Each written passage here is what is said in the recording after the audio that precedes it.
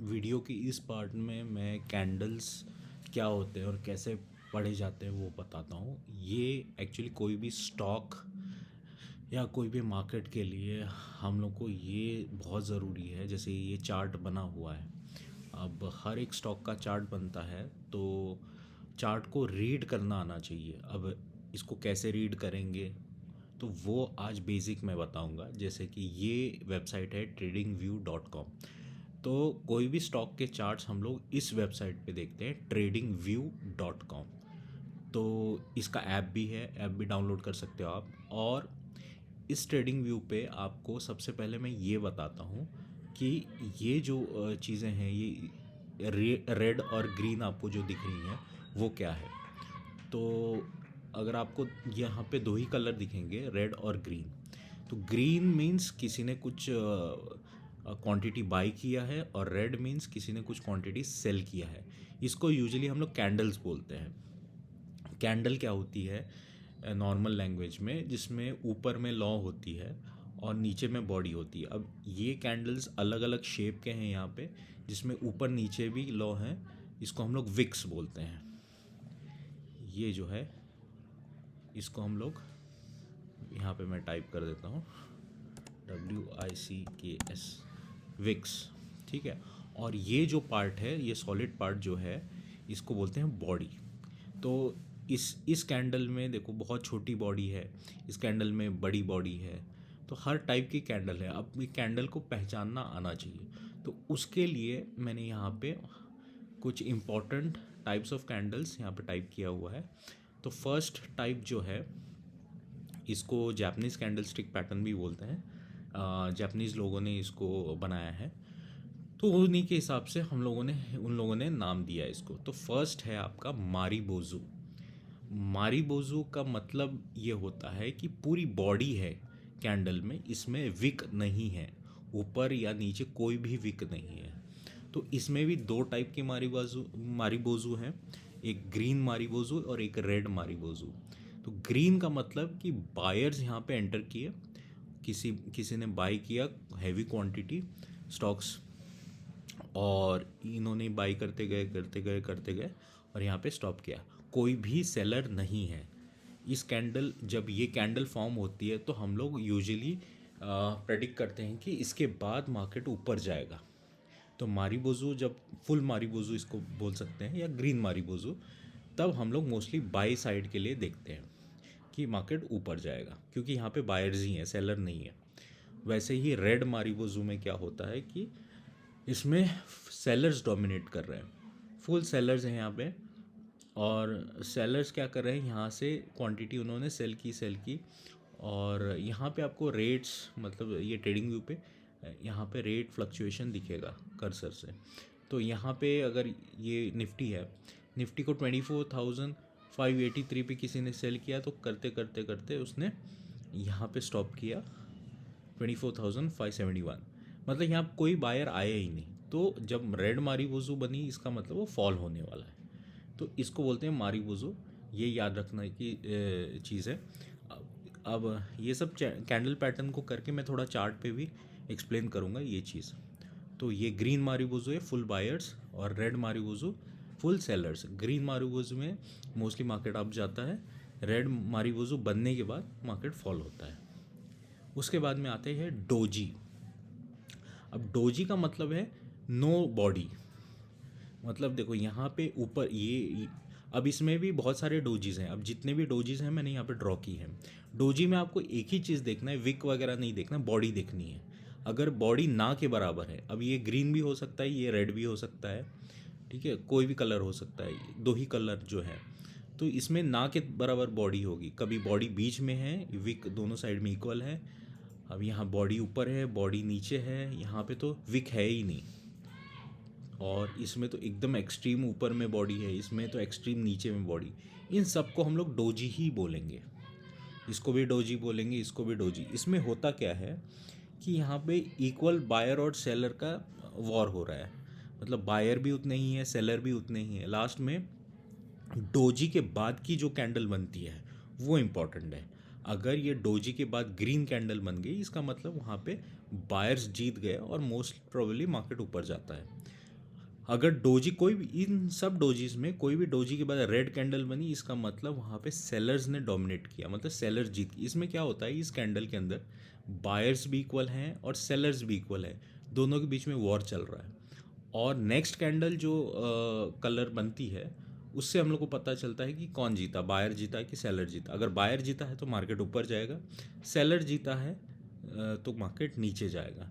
तो वो next candle की कलर से हम लोग पता कर सकते हैं। तो डोजी को हम लोग पॉज ऑफ द मार्केट भी बोलते हैं। ठीक है, ये टाइप के डोजीज हैं, जिसमें एक ही चीज़ याद रखना है डोजी में, कि बॉडी नहीं रहती, बॉडी बहुत पतली रहेगी, ना के बराबर रहेगी, उसी को डोजी बोलेंगे। फिर उसके बाद में डोजी से जैसे दिखने वाली और भी कैंडल्स हैं, जिसमें देखो थोड़ी सी बॉडी है, विक लंबी है, बॉडी कम है, विक लंबी है। अब ये जो हथौड़ा होता है हम लोग के घर में, तो उसके शेप में है, तो इसी को हम लोग बोलते हैं हैमर। ठीक है, अब ये हथौड़े की शेप में है, ये इजी है ये याद रखने के लिए, हैमर बोलते हैं। और इसी को उल्टा करेंगे तो इसको बोलेंगे इन्वर्टेड हैमर। हैमर हमेशा ग्रीन में रहेगी, इन्वर्टेड हैमर आपकी रेड में रहेगी। बहुत इजी है, इसके नाम है। उसके बाद में आपको अब यहाँ पे हैंगिंग मैन और शूटिंग स्टार मैंने लिखा है। अब ये हैमर से मिलता जुलता है, लेकिन हैमर से अलग है। अब ये अलग क्यों है, क्योंकि देखो ये हैमर में क्या है, ऊपर में विक नहीं है, इन्वर्टेड हैमर में भी नीचे में विक नहीं है, लेकिन ये हैमर जैसा ही है, लेकिन इसमें ऊपर में विक है। जब ऊपर में विक आ गई, इसको बोलते हैं हैंगिंग मैन। ऊपर में थोड़ी विक रहेगी, नीचे में ज़्यादा रहेगी। और इसी का उल्टा, अगर नीचे में थोड़ी सी विक है, इसको बोलते हैं शूटिंग स्टार। ये कैंडल के नाम है, ये नाम याद करने होंगे। और कन्फ्यूजन नहीं करना है हैमर और हैंगिंग मैन में, क्योंकि हैमर में ऊपर में और नीचे में विक नहीं है इन्वर्टेड हैमर में, लेकिन हैंगिंग मैन में जैसे ही थोड़ी सी विक आ गई उसको हैंगिंग मैन बोलेंगे ऊपर में, और अगर नीचे में छोटी सी विक आ गई उसको बोलेंगे शूटिंग स्टार। उसके बाद में स्पिनिंग टॉप, ये लास्ट है।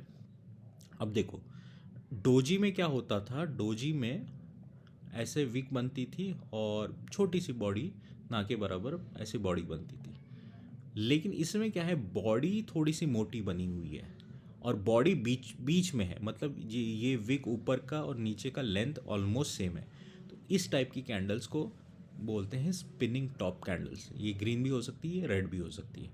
तो इसको बोलते हैं, ये तो डोजी है जो मैंने यहाँ पे ड्रॉ किया है, लेकिन अगर बॉडी है तो उसको स्पिनिंग टॉप बोला जाएगा। तो आपको यही याद रखना है कैंडल के नाम। और स्पिनिंग टॉप भी एक पॉज ऑफ द मार्केट बोल सकते हैं। स्पिनिंग टॉप के बाद में जो कैंडल बनती है वो इम्पॉर्टेंट है। अगर ग्रीन बनी तो मार्केट ऊपर जाएगा, रेड बनी तो मार्केट नीचे जाएगा।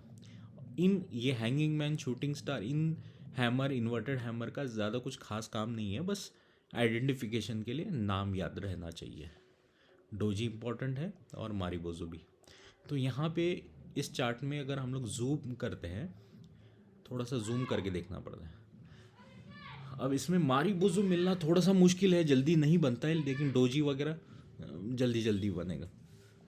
तो यहाँ पे अगर मैं देखूँ, ये कैंडल देखो, ये कैंडल में क्या हुआ है कि ये कैंडल में नीचे ज़्यादा विक है, थोड़ी बॉडी है, ऊपर में थोड़ा विक है, तो इसको बोलेंगे हम लोग हैंगिंग मैन।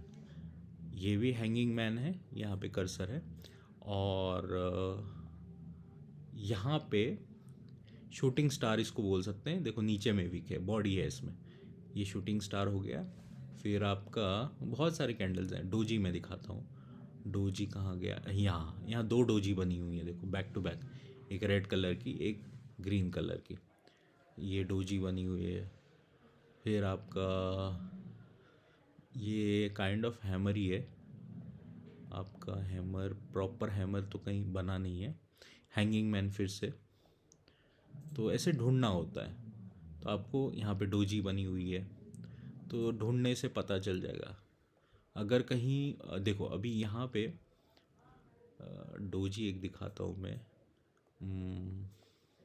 थोड़ा सा बैक अगर जाते हैं, देखो कैंडल पैटर्न का जो मैंने बोला है, कभी डोजी के बाद की कैंडल इंपॉर्टेंट होती, कभी इसकी एक्यूरेसी करीबन 60% है, कभी ये काम करता है कभी नहीं करता है। जैसे कि अब देखो यहाँ पे काइंड ऑफ डोजी था, थोड़ी सी बॉडी है, इसको या तो फिर हम लोग वो भी बोल सकते हैं थोड़ी सी बॉडी है तो शूटिंग स्टार। उसके बाद ग्रीन कैंडल बनी लेकिन ये ऊपर गया। हाँ, ये तो काम किया, काफ़ी बार काम नहीं भी करता है। और यहाँ पे हाँ, ये आपका इन्वर्टेड हैमर है, ये पूरा इन्वर्टेड हैमर है।